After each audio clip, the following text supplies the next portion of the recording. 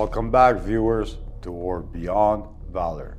Today we are exploring the story of three Kuwaiti heroes from the Gulf War: Asrar AlQabandi, Faisal AlBahar, and Abdullah AlReqaei. These stories are about bravery, sacrifice, strong dedication. They are symbols of Kuwaiti spirit, and we will learn about their courage, commitment, and the price they paid for their freedom.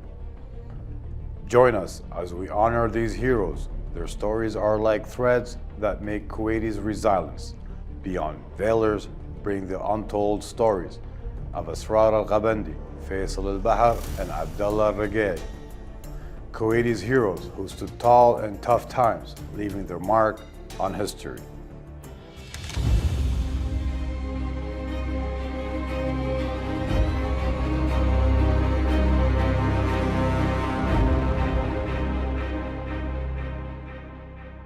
After hearing about the tough times, let's now learn more about the hero martyr Asrar AlQabandi, a brave person who did give when they were really tough.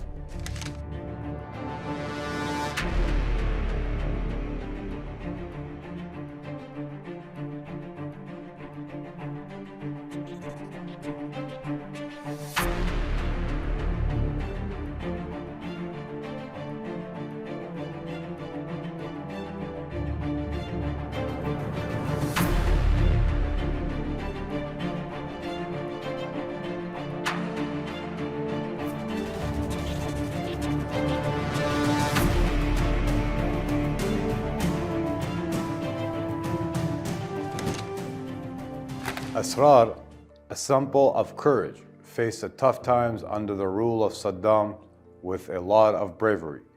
Even in the invader prison, she went through really hard times, but she did not lose her strong spirit. She looked forward to being free and wanted to do more to resist. Apart from being a hero, Asrar played a key role by working closely with different groups resisting the occupation. In this part, we'll talk more about Asrar's money contribution, shining a light on the different things she did to resist. Stay tuned for the next exciting part as we go deeper in Asrar's story of resistance.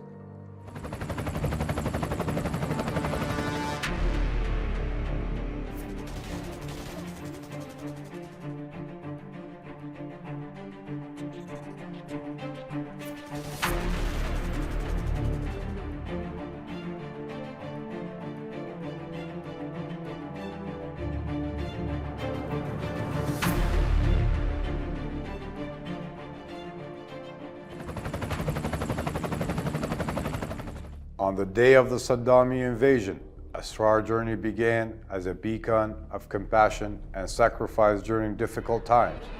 She focused on helping foreigners in Kuwait, her friends from the very start.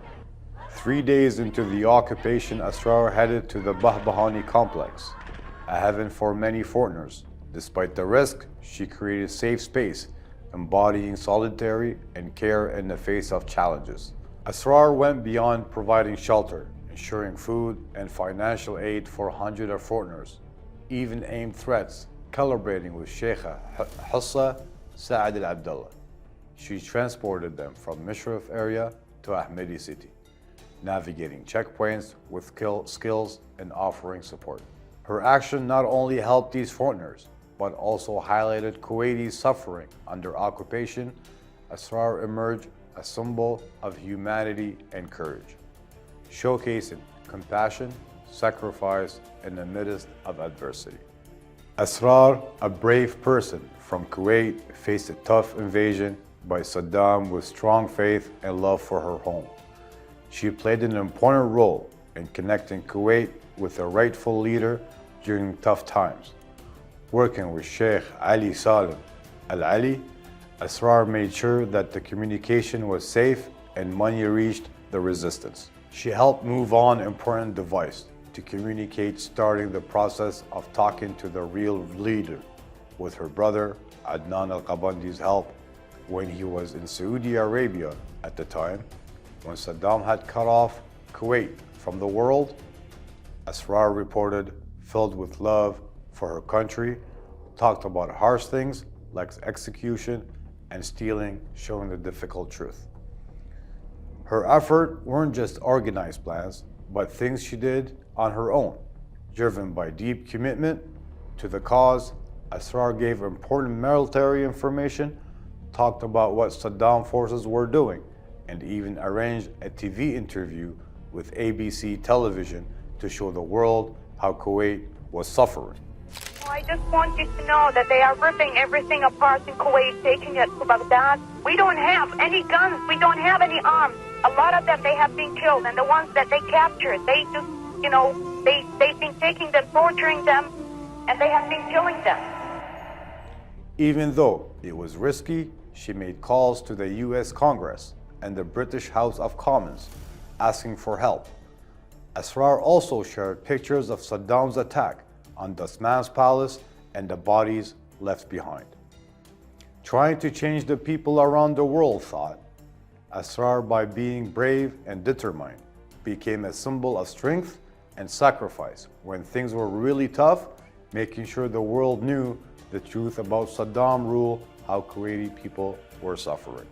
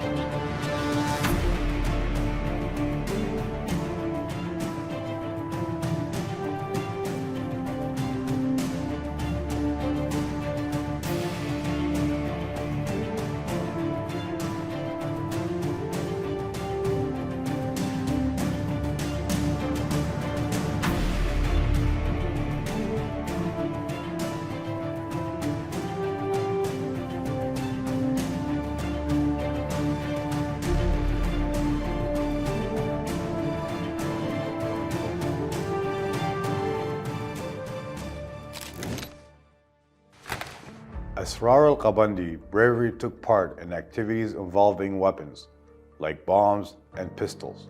She stored some of them in Dr. Hashim Bahbahani's house and helped them move to Sheikh Fahd al-Salim and Sheikh Azbi Fahd al-Ahmed, after with Sheikh Ali Salim. While doing these activities, Asrar mainly focused on moving weapons and getting vehicles ready for resistant fighters, especially setting traps. In August, she moved materials from making explosive from the Jabriya area. Together with colleagues Nazih and Hamad, Asrar asked for help for an American to prepare bomb for a car that had a lot of Iraqi money. The car, parked away because of a search, was moved by soldiers near a police station in the Bayan area. Worries about the safety of people listed in the notebook led to a decision to make the car explode. Nazih investigation showed that Saddam's military people were casually dividing the money, avoiding making things worse. On November 4th, Asrar AlQabandi faced a crucial moment at a checkpoint in Bayan, where they stopped her after seeing her picture in a different checkpoint.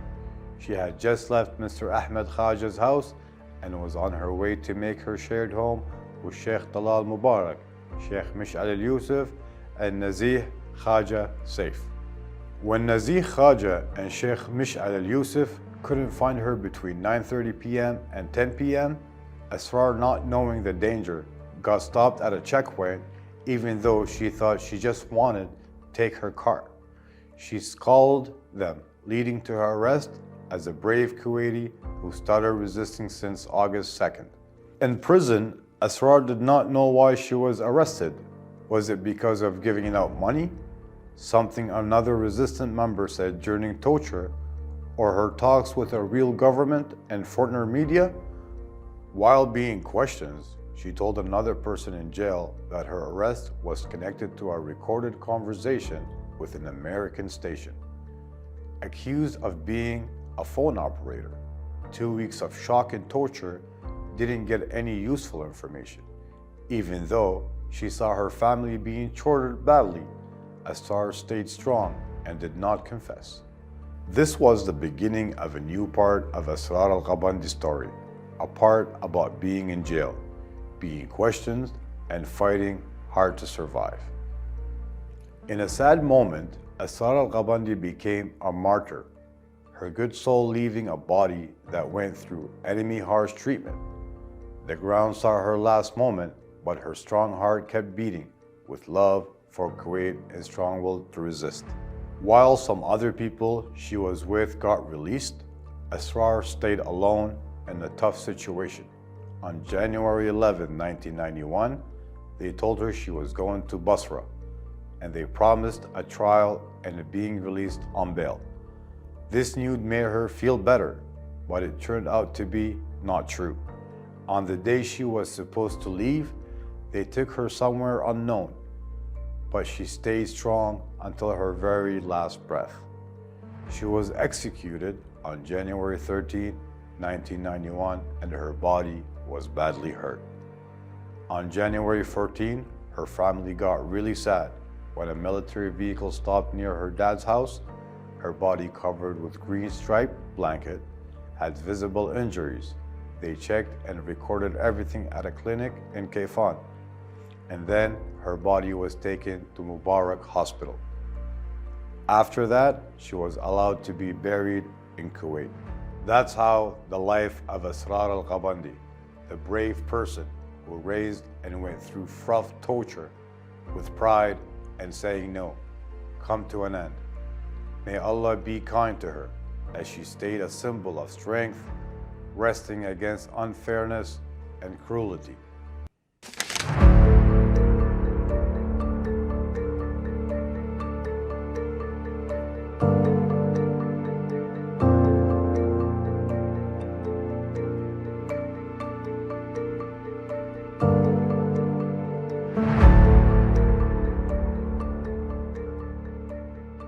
In Kuwait's history, recent heroes emerged during the brutal Saddami invasion, leaving behind a legacy of sacrifice. Today we get deeper into the life of Faisal AlBahar, AlBahar, a brave soul who stood tall against the invasion.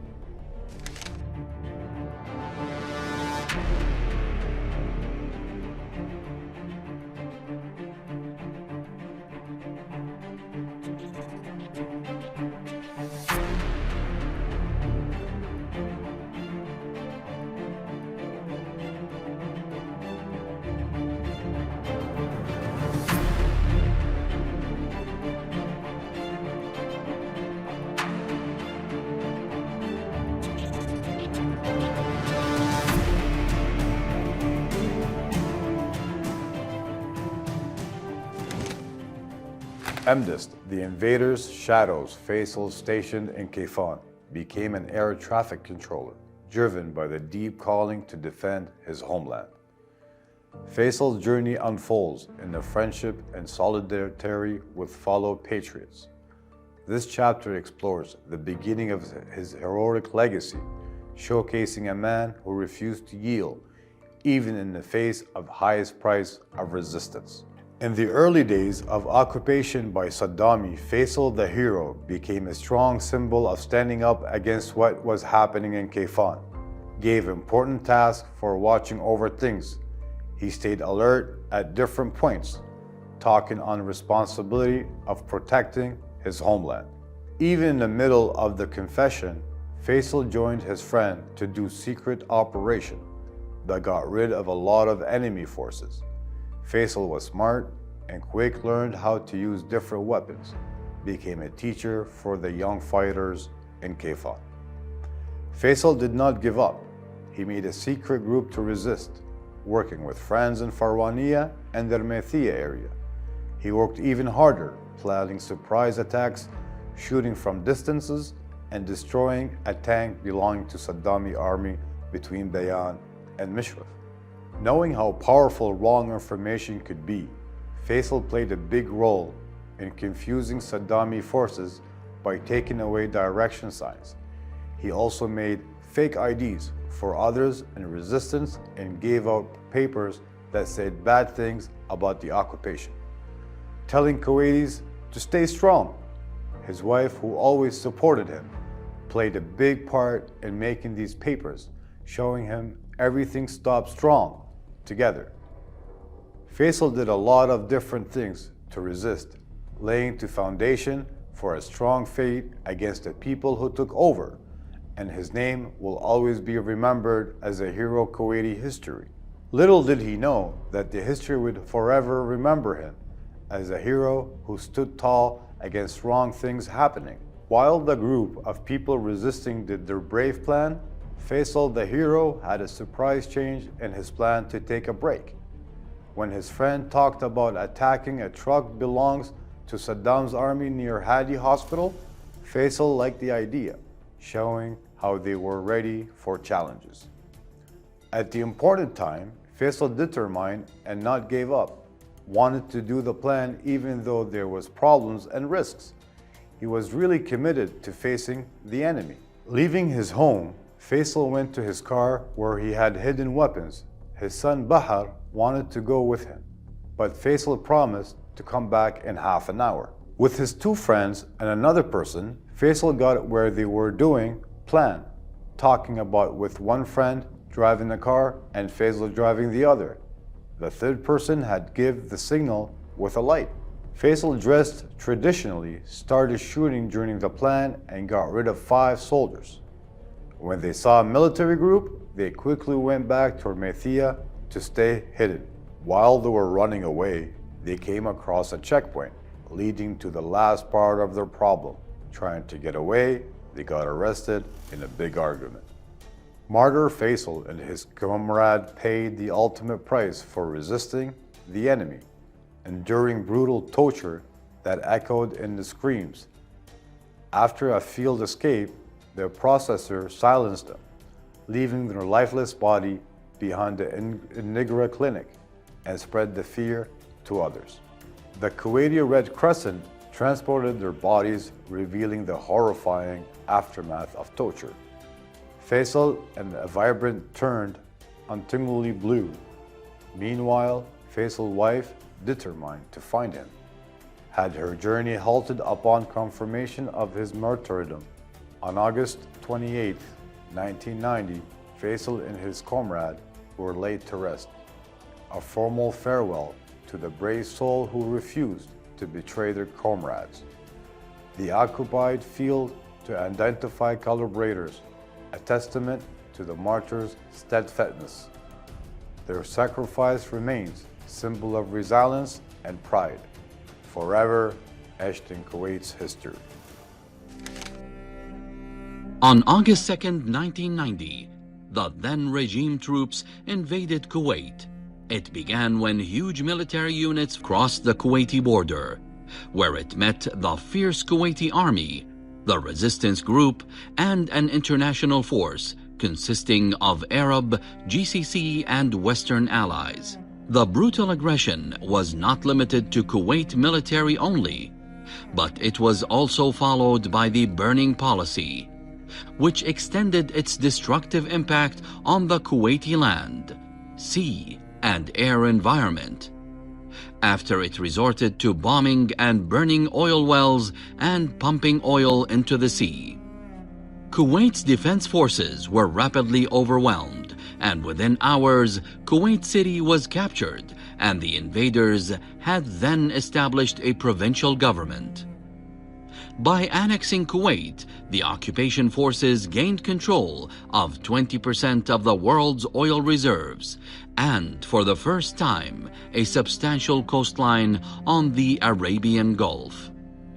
During the invasion, the late Emir Sheikh Jabir Al-Ahmed Al-Jabir Al-Sabah established a government in the city of Taif in the Kingdom of Saudi Arabia, which included the Crown Prince at the time, the late Father Emir Sheikh Saad Al-Abdullah Salim Al-Sabah, and several ministers and leaders of the armed forces.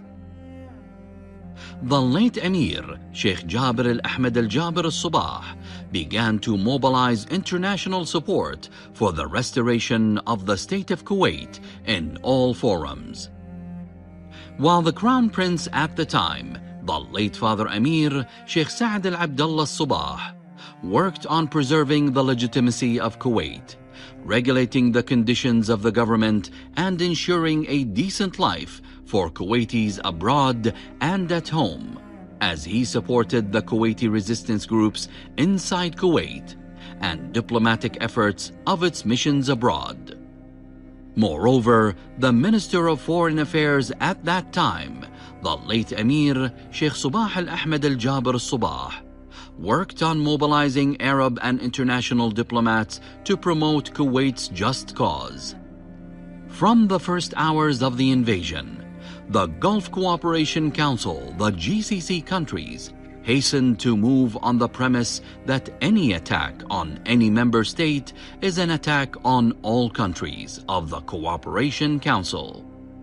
On August 3rd, 1990, the GCC foreign ministers held an emergency meeting in Cairo, Egypt, on the sidelines of an Arab League Council meeting. The efforts of the GCC countries also succeeded in convening an emergency Arab summit in Cairo on August 10th, 1990. During the meetings, the GCC countries rejected the aggression in Kuwait and demanded for the invading forces unconditional withdrawal from the country. Moreover, in the second week of January, GCC defense ministers met in Riyadh, the Kingdom of Saudi Arabia, and after a comprehensive study of the political and military situation, the defense ministers agreed on the need to implement an offensive action to liberate Kuwait. During this period, the Kingdom of Saudi Arabia played an important role by mobilizing its forces and making contacts with Arab and international powers to hold an emergency summit. The kingdom also welcomed Kuwaitis in its land, providing financial and military support for Kuwait throughout the occupation period.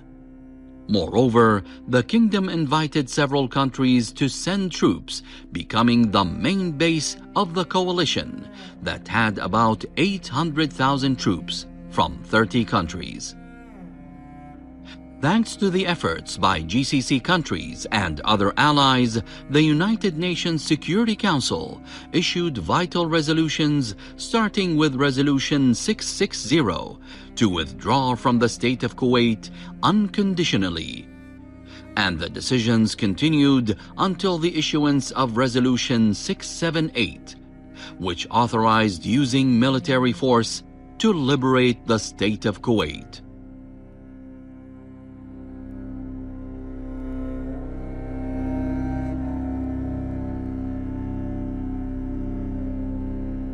In every story, there is an individual who builds their legacy on soil of their homeland. Today, we deliver in the tale of one of the Kuwaiti heroes, Abdullah AlReqaei.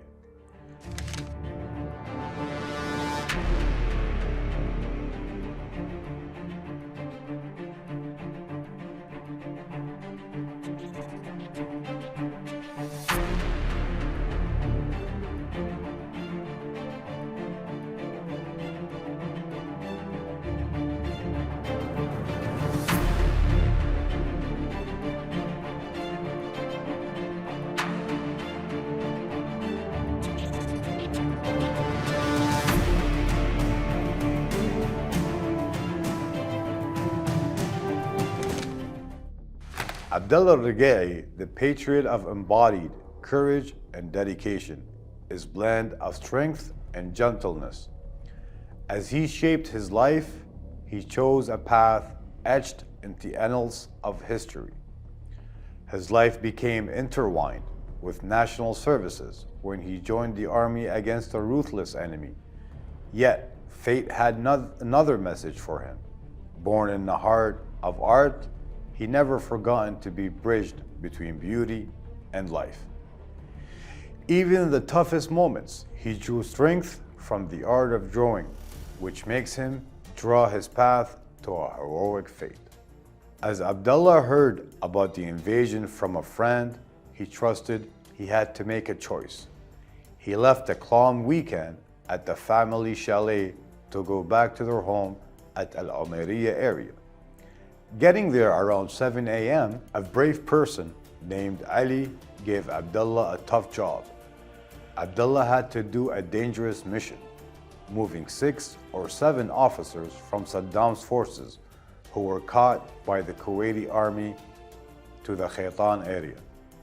The real story behind Abdullah's mystery absence, clothes with blood on them, bravery, not caring about Saddam's forces, wanting to resist strongly against Saddam's army, and taking part in sniper's operation is revealed.